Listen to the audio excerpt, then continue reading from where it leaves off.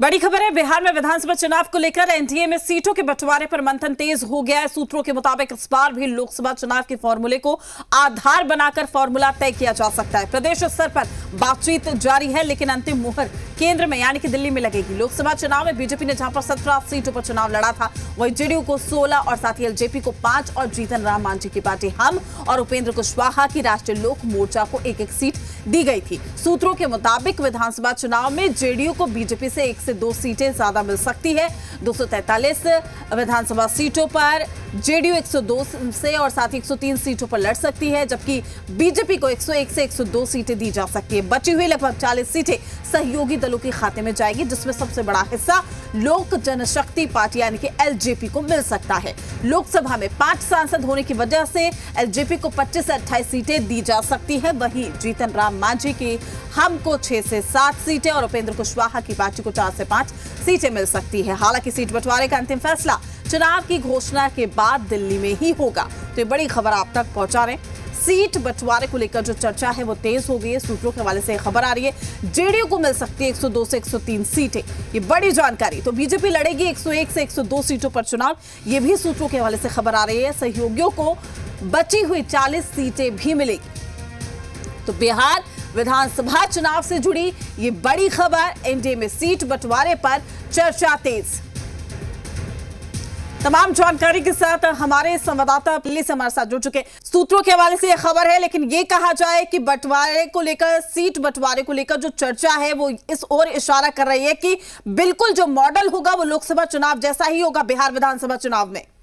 बिल्कुल, देखिए जो फॉर्मूला अभी जो जानकारी मिल रही सूत्रों के अनुसार 243 जो विधानसभा की सीटें हैं उसमें जदयू को 102 से 103 सीटों पर चुनाव लड़ सकती है जदयू। उसी तरह से बीजेपी उससे 1 सीट कम 101 से 102 सीटों पर ये चुनाव लड़ने का फॉर्मूला तय हो सकता है।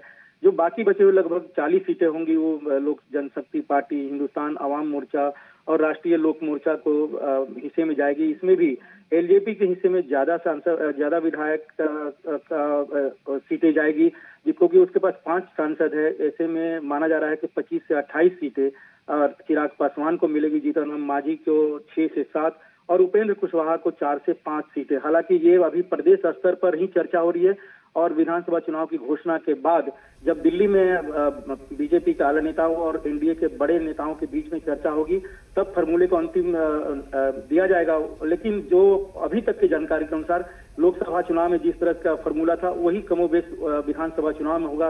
हालांकि बीजेपी लोकसभा में ज्यादा सीटों पर चुनाव लड़ी थी, 1 सीट ज्यादा था, 17 सीटों पर, जदयू 16, एलजेपी 5 और मांझी और उपेंद्र कुशवाहा को 1 सीटें दी गई थी। लेकिन विधानसभा में जदयू को 1 सीट ज्यादा, 1 या 2 सीट ज्यादा दिया जा सकता है। तो अभी प्रदेश स्तर पर ये फॉर्मूला लगभग तय है।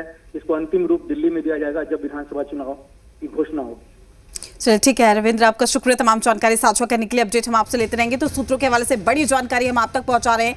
आपको बता दें कि जेडीयू को मिल सकती है 102 से 103 सीटें, जैसा कि अभी हमारे संवाददाता रविंद्र ने जानकारी भी दी है कि लगभग मान लीजिए कि ये चर्चा तेज है सीटों के बंटवारे को लेकर, लेकिन अंतिम मुहर जो है वो दिल्ली में ही लगेगी। तो बिहार विधानसभा चुनाव कुछ ही महीनों बाद बिहार में विधानसभा के चुनाव होने, सीट बंटवारे पर चर्चा भी तेज हो गई है। सूत्रों के हवाले से ये बड़ी जानकारी, ये बड़ी खबर आप तक पहुंचा रहे हैं। जेडीयू को मिल सकती है 102 से 103 सीटें। सूत्रों के हवाले से ये बड़ी खबर। साथ ही आपको बता दें कि अन्य के खाते में 40 सीटें जा सकती है। बीजेपी 101 से 102 सीटों पर लड़ सकती है। सहयोगियों को मिलेगी बची हुई 40 सीटें। लेकिन देखना लाजमी है कि जो फॉर्मूला तय किया जा रहा है क्या वाकई वो बहुत ही आसानी के साथ हर एक पार्टी एक्सेप्ट करती हुई नजर आती है, या फिर सीटों का दाव पेच एक बार फिर से सरगर्मी बढ़ा देता है। लेकिन सूत्रों के हवाले से ये बड़ी खबर सामने आ रही है।